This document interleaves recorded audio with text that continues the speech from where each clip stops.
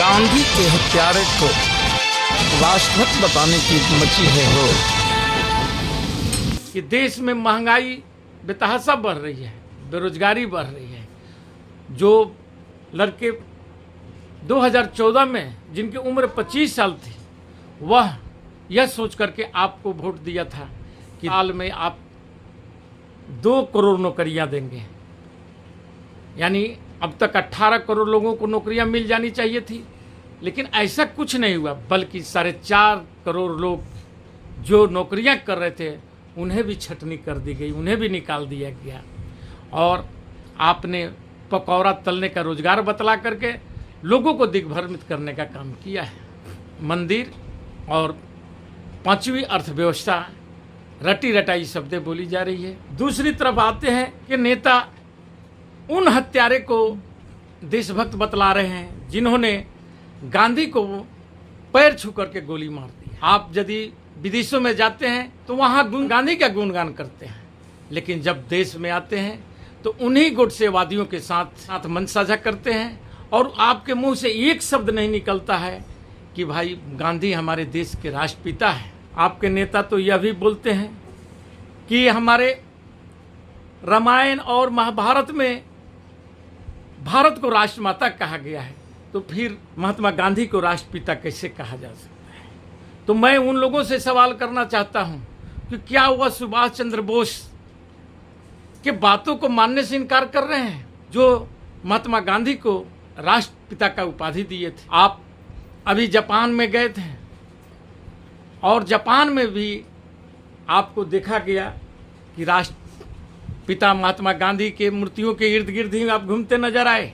और शायद आप 21 तारीख को अमेरिका भी जा रहे हैं, जहां पर कम से कम 30 से 35 जगहों पर गांधी की प्रतिमा लगी है और आप अवश्य ही जाएंगे वहां फूल चढ़ाने।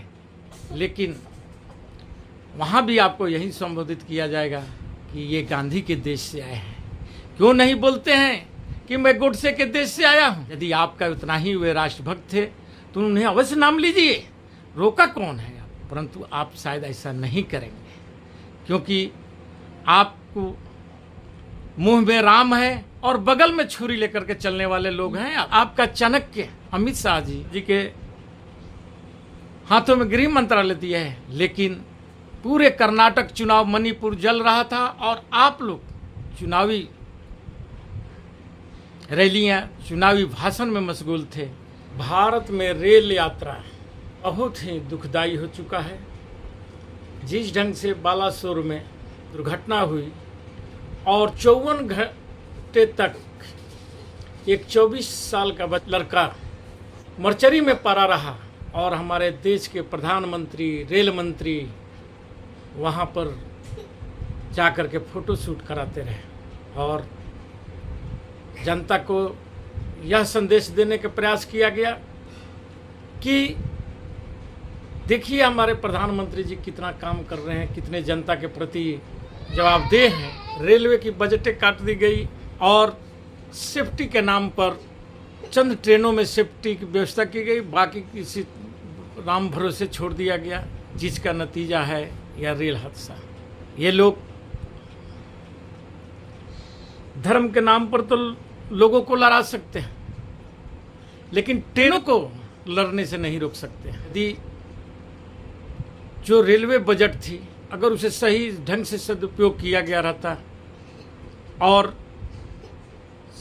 सेफ्टी का इंतजाम किया गया रहता तो शायद आज 300 लोग सुरक्षित अपने घर पर होते या जहां कार्य करने गए थे वहां होते। लेकिन दुखद पहलू यह है कि आज मीडिया से लेकर सरकारी तंत्र तक सरकार बचाने में लगी है, कोई जवाबदेह लेने के तैयार नहीं है।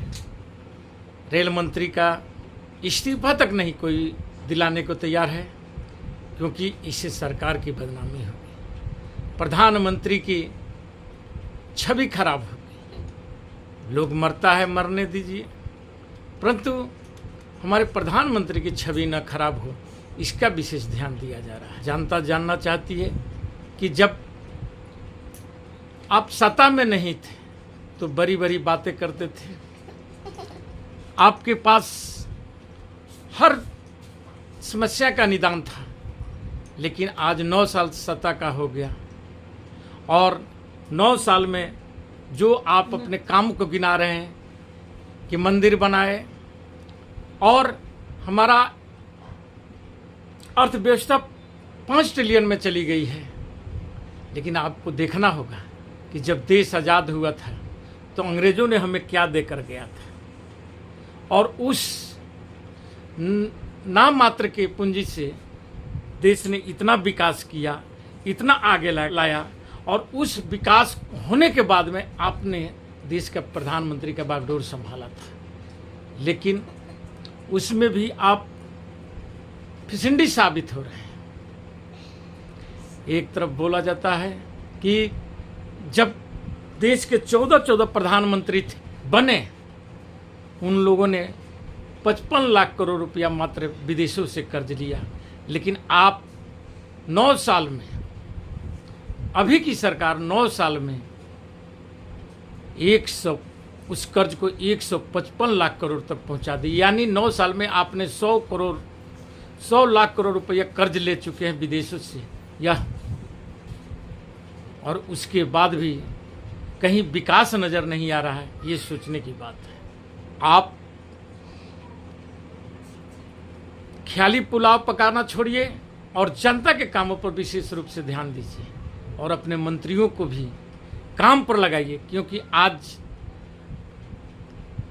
सारे विभागों का काम खुद आप देख रहे हैं। कहीं रेल की झंडी दिखाना हो तो वह प्रधानमंत्री जी ही देखेंगे, कहीं बजट पर बोलना हो तो वह प्रधानमंत्री जी ही बोलेंगे, यदि खेल पर कुछ बोलना है तो वह प्रधानमंत्री ही बोलेंगे।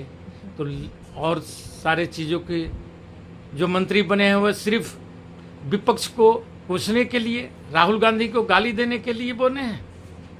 ये जनता का सवाल है।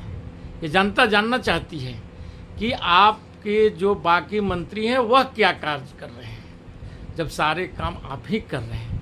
और मीडिया भी आपकी यही बोलती है कि 18 घंटा तक प्रधानमंत्री काम कर रहे हैं।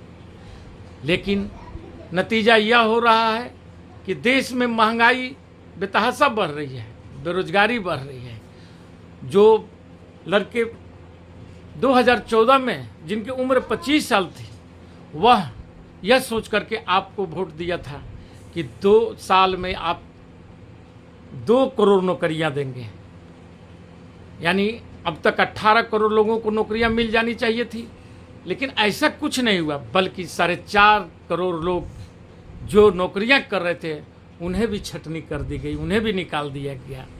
और आपने पकौड़ा तलने का रोजगार बतला करके लोगों को दिग्भ्रमित करने का काम किया है।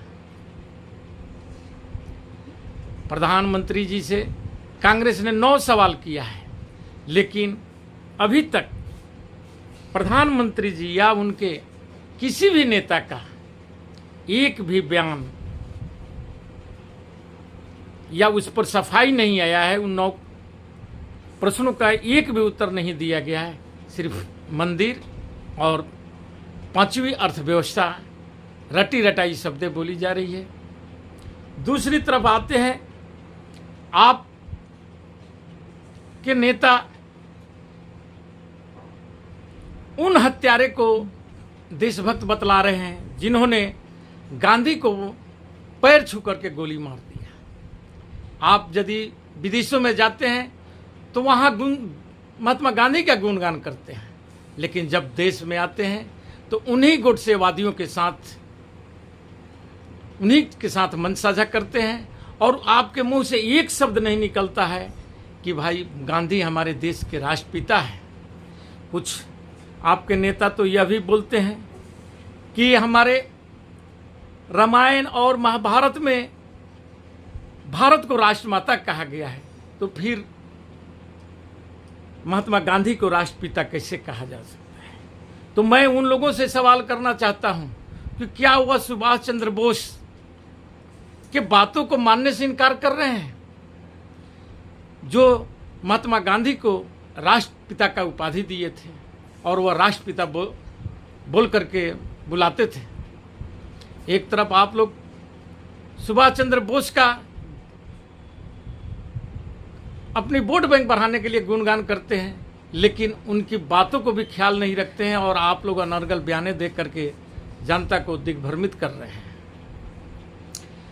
आप अभी जापान में गए थे और जापान में भी आपको देखा गया कि राष्ट्रपिता महात्मा गांधी के मूर्तियों के इर्द गिर्द ही आप घूमते नजर आए।